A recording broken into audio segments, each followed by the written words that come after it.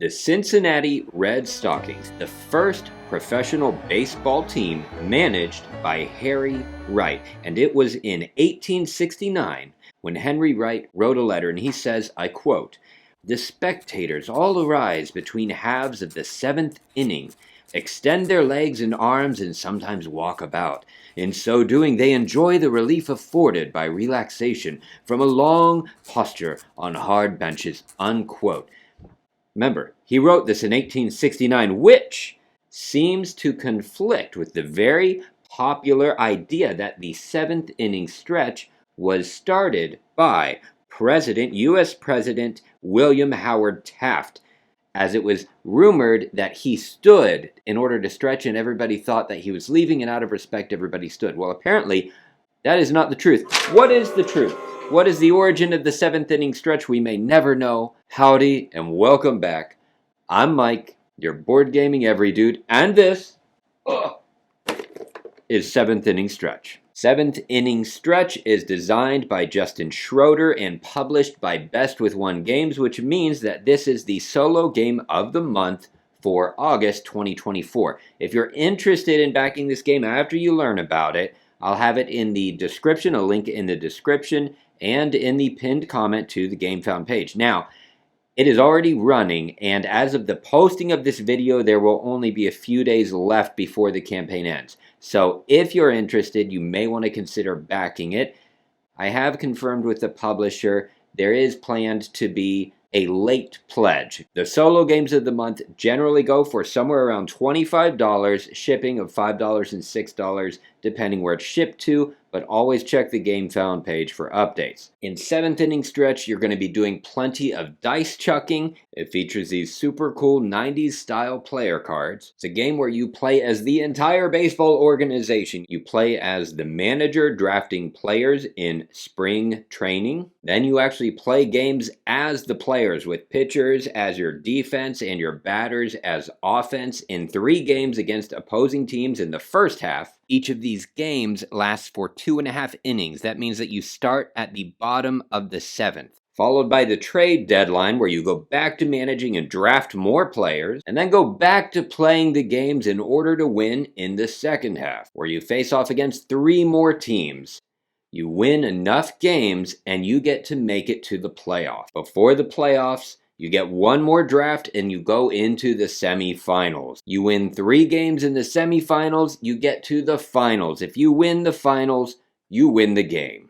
If you don't win enough games in the first half and the second half, you don't make it to the playoffs and the game is over. There is also a 2-player variant, and there is an extended play variant. Let me show you how the basics of the game work. You start the game with 1 randomly drawn pitcher and 9 randomly drawn starting batters. During spring training, you get to draft some new players. So you're going to flip over the top 2 of the yellow deck. You're going to choose one of them to keep, add it to your bench. You're going to choose the other one is going to be flipped to the team side, and that is going to go to your schedule. Your schedule is the 3 teams that you will be playing against. You'll see every card has 2 sides, the team side or the player side. When they go in your bench, it's always on the player side. When they go in your schedule, it's always on the team side.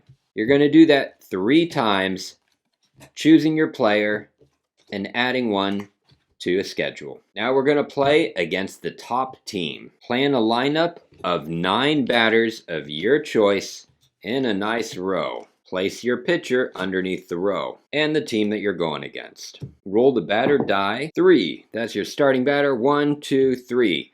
Place the starting batter token right above. This is a good time to mention this is a prototype, so go by the images on Gamefound for the finished product. All of the remaining players go to the bench to the left of the row. You'll be alternating between being the home team and the away team. Games 1, 3, and 5 are home games. You are the home team player. The even-numbered are away team games. Just like in baseball, games are divided into top halves and bottom halves. So as the home team, we would take our turn first at the bottom of the 7th. Then would come the opposing, the away team. They would start at the top of the 8th. Let's look at their turn first. In this case, we would roll 6 dice Boom, boom, boom, boom, boom. Collect them together and follow the instructions. So we've got 2s, 3s, 4s, and 5s. The directions score 1 run for each value that is not visible on any die. There's no 1s and there are no 6s. So that's going to be 2 runs for the visiting team. So we will go right over here and we will put down our point marker, 2 runs for the away team. Before they score their runs, though, you do have the option of using your pitcher. You can place an exhaust token in order to use their ability. That would mean we could re-roll one of their die, limit time once per inning, hopefully to make them score less runs. You can only place as many exhaustion tokens as it shows the limit up here. Here we can see it's an infinite amount because we can only do it once per inning. Sometimes there's a number, and if that was the number 2, and there was already 2, we couldn't use that ability anymore. Now it's our turn in the offensive inning. We have our first batter up. First thing we can do, if we don't want this batter, we can replace them, removing them from the game and adding another player from our bench into the exact same spot. And that's exactly what we are going to do. So before you go to bat, if you have any dice in your pool, you can choose to roll as many dice as you like in order to try a steal. Let's try 2. You can never steal to home base. You have home base, first base, second base, third base. But you can steal from first to second or from second to third. Let's try this out with 2 dice. If I roll a 5 or a 6, then I can steal to second base. If I were able to steal to second base, which I'm not because there's someone there, I would have to roll a 6. Once you're done, the dice you used are gone from your pool. You don't get to use them. Put them back in the supply. Now we're ready to bat. You start every game with 0 resources and 0 dice. So we start by reading the resources that we gain at the top. We gain 2 dice and 1 dice modifier of +1 or -1. It lets us adjust the value of the dice up 1 or down 1. Now I get to decide. I only have 2 dice in my pool at this point. I decide how many dice I want to roll and whether I want to roll. Any dice I use get removed from my pool after. I'm going to roll with both dice. Now we have the hit conditions down here that we have to meet. As long as we meet them, then it counts as a hit and we get to make a run. In this case, I would need to have 2 dice in ascending or descending order. So a 3 and a 4 would work. So I'm going to spend this to make this a 4. And we can see if I have 2 in a row, I get 1 hit. If I had had 3 in a row, 3, 4, 5, I would have gotten to run 2 bases. If I would have had a run of 4, it would be a home run. What does that look like here? So you've got your batter. He's at bat and he made 1 hit. So everybody here gets to run 1 space forward. So I had somebody on third base, they make it to a home run and they get to go down here to count it. I make it to first base. If that had been a home run, and let's say there were other people on bases, that means everybody gets to run 4 bases. So everybody makes the run.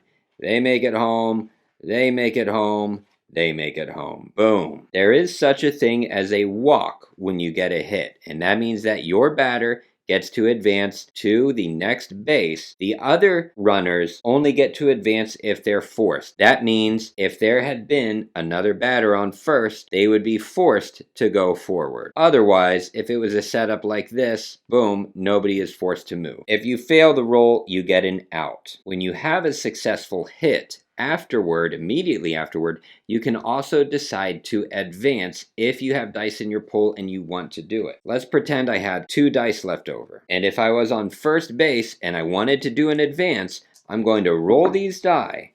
I got a 1 and a 5. If it was a single hit, which it was, I only need to roll a 5 or a 6 to advance 1 space. If I had hit a double, then I would need to roll a 6. Cool thing with a double is if I had rolled this and I had these 2 runners and it was a double, I would have failed, but you only lose the lead runner. So they get sent out. Your second one still advances. So it's not a total loss, but the dice go back to the general pool. Once that batter's done, you move the batter marker up 1 and you do it all again until you get 3 outs. Check how many runs you made and place those onto your scoreboard. Remove the top team card from the game. At the end of the game, any unused dice and unused tokens carry over to the next game. Also, at the end of the game, move the current batter token up 1. That will be your starting batter for the next game. Rinse and repeat the process for games 2 and 3, and then we come to the end of our inning, and we would place our cube either on win or loss. In this case, it's a win, and you'll see there's a star, which means that we gain 1 star in our playoff hunt. At the end of the inning, return all of your batters to your bench. If you have any unused dice or unused resources, they are gone. At the end of the first half, you get to remove those exhaustion tokens from your pitcher, which brings us to Phase 3, the trade deadline, which is exactly the same as spring training, except it's with your red deck. You're going to flip over 2 cards. You're going to choose 1 to keep and 1 to add to the schedule as the team that you will play against. That means you'll have 3 new players and 3 new teams in your schedule. Then you start the second half, which plays exactly the same as the first half, except now you gain 2 stars for each win. If by this point you have not earned 3 stars, then it's game over. You don't get to play the semifinals. If you do have 3 stars or more, congratulations, we are going to the playoffs. Now it's time for preparation. You get to take the yellow deck. You're going to flip over 2 players. You get to choose 1 to keep and 1 to discard. Now you're going to take the red deck to get the schedule for the opposing team. You're going to get 3 cards, only now we are going to place the semifinals cards on top. Some of them have special effects that you read and follow to make the game just a little harder. Now we are going to reduce our playoff hunt by 3. If you have any stars left, you're able to spend 1 or 2 stars for special benefits that make the playoffs just a little easier. Determine who the home team is and then play a game just as normal until you win 2 or lose 2 games. If you win the semifinals, congratulations, you go to finals, which plays exactly the same, except that you replace the semifinals with the finals card, so it's going to be just a little bit harder. If you win the series, congratulations, you win the game. Obviously, if you are into baseball games and board games, this one is a home run for you. Boom, see that? But also, I imagine if you are into dungeon crawlers, here's why. Because you basically have offense and defense. You are playing against opponents in order to get to a certain place where you get to go against the big baddie, which in this case is the playoffs. So if you like that game style, the dice chucking, it's worth checking out. Is it your kind of game? Do you have questions? Please put them in the comments. I love you all. I'll see you next time.